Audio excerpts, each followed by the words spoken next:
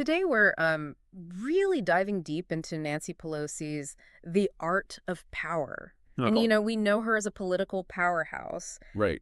but this autobiography, it's really something else. Yeah. It's about faith, family, and like really fighting for what you believe in, Yeah. even when things get tough. It's interesting from the get-go. Yeah. Pelosi connects her personal beliefs to, her political actions. Mm. Right away you see that bedrock of faith, Yeah.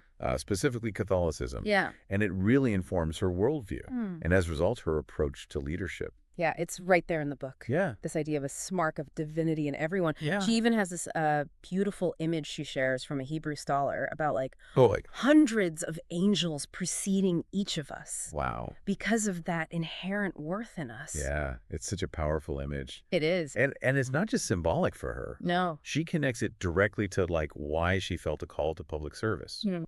It's about recognizing the dignity of every single person. Right. And then fighting for those Yeah. who can't fight for themselves. And that leads right into her, this unwavering focus on children. Yes. She says it doesn't matter what the political topic of the day is. Yeah. Her answer is always, our children, our children, our children. Wow. It's about making decisions not for the next election cycle, Right. but for the next generation. The future. Yeah, The future. Yeah. And she doesn't shy away at all No. from the personal costs Right. of that commitment to public service. Yeah. I mean, her account of the attack on her husband, Paul, Oh, my gosh. it's raw and honest. Yeah, it's chilling how she describes the Yeah. fear she felt getting that call and trying Yeah. to reach her children before the news broke. Right. And you can't ignore the parallels to January 6th either. Oh, absolutely. The attacker even echoing those insurrectionists, Yeah.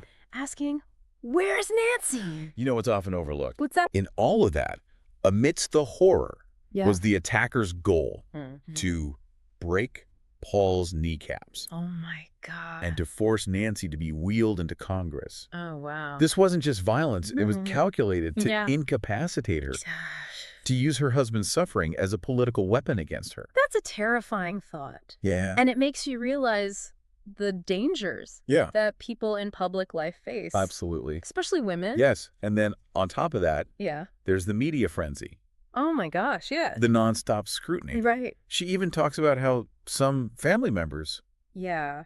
found out about the attack from the news I know, it's awful. before she can even reach them. It's heartbreaking when Yeah. she talks about the survivor's guilt and Yeah. the emotional toll it took on her family. And how trauma gets amplified Oh, I know. by the 24/7 news cycle. It's just too much. It's a lot to process. Yeah. Even for someone as, seemingly unflappable Right. as Nancy Pelosi. Yeah, it really makes you realize Yeah. that behind all the politics Right. and the power plays, Yeah. there are real people. They're human beings. Yeah, grappling with fear Yeah. and loss And the weight. and The responsibility. credible responsibility. Yeah, and for Pelosi, that sense of responsibility, Yeah. of service, Right. it's really deeply tied to her faith. And it's what motivates her. Yes. It's what drives her to keep fighting, Yeah. even when she's faced with unimaginable challenges. Yeah. And you see that throughout the book. You do. Faith as a source of strength, Mm. of resilience Yeah. when you're facing adversity. It's really powerful. Yeah. It's really fascinating to trace Yeah.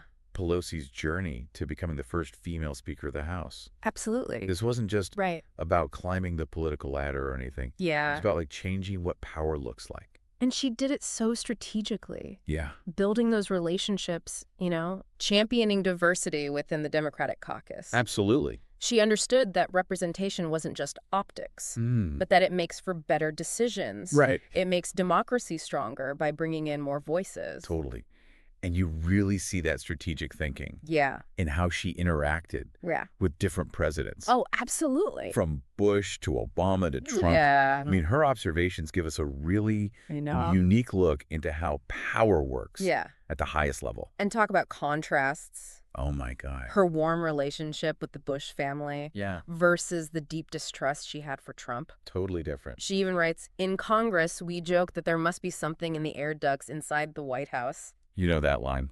I love that line. What What is that about? It's funny, but it also reveals a frustration Yeah. that a lot of people in Congress feel. With that. This sense that presidents, Mhm. regardless of party, Yeah. can get really isolated Yeah. and lose touch with government. It makes you wonder how much that disconnect I know, right? between the White House and Congress has shaped American politics. Oh, it's significant. Yeah.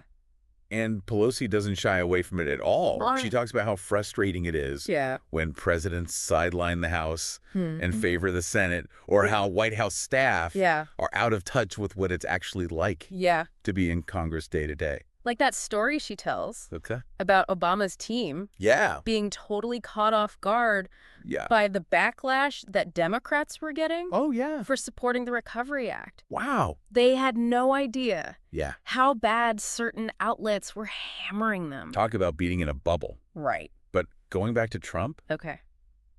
she doesn't hold back at all. No. She calls their first meeting after the inauguration grotesque. Really? And it seems like he set the tone right from the start. And you can tell she went in trying to find some common ground like she had with other presidents. But with Trump, it just seemed impossible. It sounds like it. Yeah, she talks about how everything was theatrics and insults. Ugh. He even criticized her for saying Happy Holidays instead of Merry Christmas. Oh, my God. Can you believe that? It's like he couldn't see past his own need for attention. And speaking of seeing through things, Yeah. we can't talk about Pelosi Right. without talking about her criticisms of China's human rights record. Oh, by the way, it's not just talk. Yeah. She's a huge advocate for human rights in Tibet and Taiwan. She takes action, She does? not just speeches. Like back in the early 90s, Yeah. working with Senator George Mitchell Right? to tie China's trade benefits to their human rights record. That was a bold move. It really was, especially back then. Yeah. She got pushback even from her own party. Wow. But she stood her ground. Yeah. She was going to fight for what she believed in. It's really inspiring. Yeah. Her story about visiting that model home in Tibet, Yeah. What about it? where even the photos of the grandchildren were fake. Oh, gosh. It's chilling It is. how far the Chinese government will go I know. to control the narrative. Yeah. And then there's her 2022 visit to Taiwan, Oh, yeah.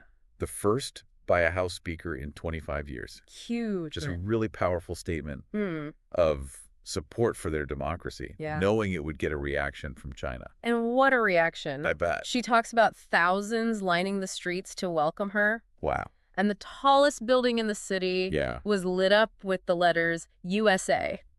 Wow. That's incredible. That's a show of solidarity.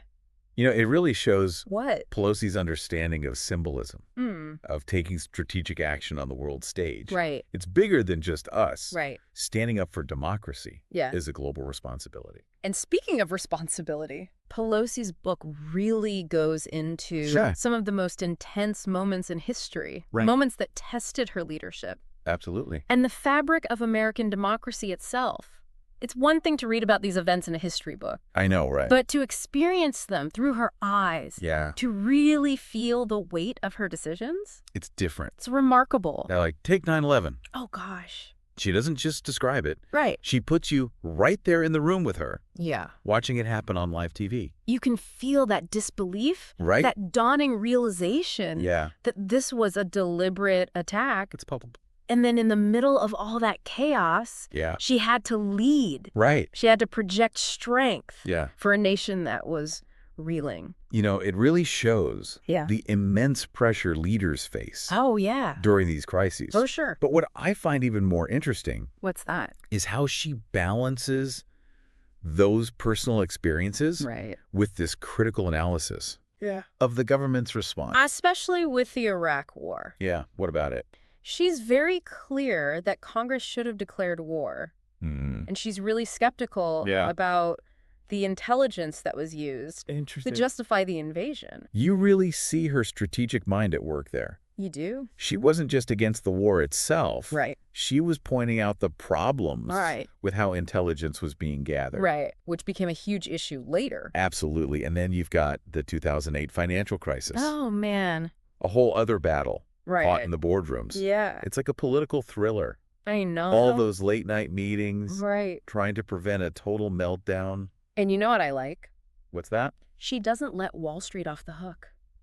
Not at all. She calls them out for their greed, Right. their risky behavior. Yeah. She makes it clear that these weren't just numbers. No. These were people's lives, People's homes. their livelihoods. She writes, Wall Street had treated housing like just another commodity, But these were not just paper assets. Millions of foreclosures represented people's homes. It's powerful. It is. Because it reminds us that these decisions have real consequences. And she's fighting to get TARP passed, knowing it's a tough sell. Deeply unpopular. On both sides. Yeah, but she did it. She did. Because she knew it was necessary. To save the country. Exactly. It shows real leadership. Making hard choices. Even when it's risky. It really does. It shows her pragmatism. You know? She understood that sometimes you have to compromise. Yeah. You have to work together. Across the aisle. To do what's right for everyone. And that's so clear in her fight for the Affordable Care Act. Oh, the ACA. What a journey. I know. Her book really captures this, the sheer magnitude of that battle. It's huge. Years of effort. So much effort. Countless meetings. Right. Internal struggles. Trying to keep everyone together. Yeah, and then the constant attacks. From the other side. It's amazing she survived it. This wasn't just about healthcare policy. Right. It was about values. Absolutely. About making sure everyone has access to healthcare. And Pelosi was leading the charge. Steering the ship. I love how she used public pressure. What do you mean? So smart. She told her members to hold town halls to get those stories of everyday people struggling without healthcare. Into the media. Exactly. Humanizing it. Yes, making it real. And don't forget. That's that. How she managed her own caucus. Oh my God. Keeping them united. Under so much pressure. First we eat. I love that. It wasn't just about the food. Yeah. It was about bringing them together. Yeah, creating a shared purpose. Exactly. She gets it. With the human element, politics is about people. It's so important to remember that. And she knew that some people would try to use that. Use those human emotions for bad reasons. For their own gain. Which brings us to January 6th.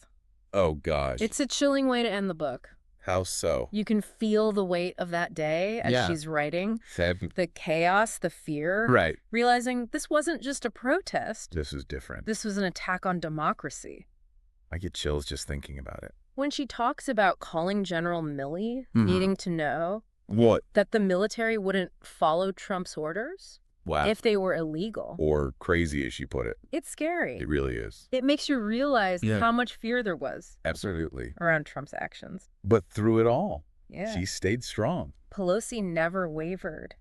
No. Her commitment to the Constitution, to a peaceful transfer of power. The heart of democracy. And that's what I take away from her story. What's that? The importance of standing up for what's right. For what you believe in. Even when it feels like you're alone. Like the whole world is against you. It's inspiring. Her story reminds us that democracy is precious. It is. And fragile. We can't take it for granted. We have to fight for it every day. It's a call to action. For all of us. What will we do? With the power we have. To shape the future. It's up to us. I love that. Me too. Pelosi's story isn't just about her. No. It's about all of us. Our journey. Your power. Our responsibility. You make our voices heard. To shape the world we want to live in. So well said. Thank you. And on that note, we'll leave you with this. The next time you think you can't make a difference, remember Nancy Pelosi. Remember her story. One voice. With conviction. And purpose. Can change the world. Absolutely.